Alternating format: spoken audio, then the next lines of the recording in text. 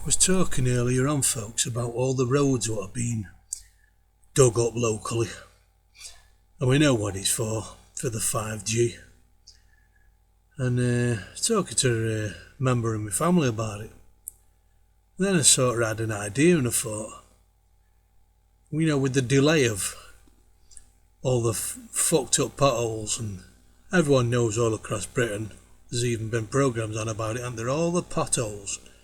What a state Britain has become. And I actually spoke to a ground worker once, about 3 years ago, and he said that Britain is about 10 years behind on repairing all the potholes.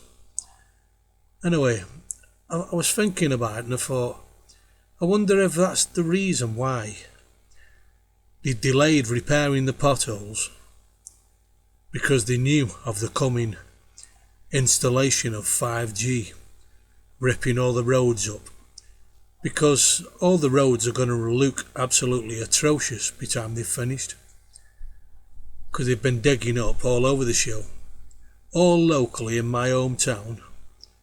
They've started from one end of the town, and they're now moving closer to up to near where I live, and they've been digging roads up left, right and centre.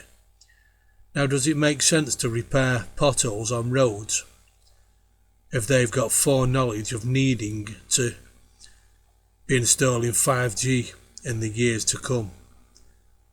To me, what I'm thinking has pretty clear sense and logic, doesn't it, really? You're not going to repair all the roads costing millions if you're going to late to be ripping all the roads up and causing damage.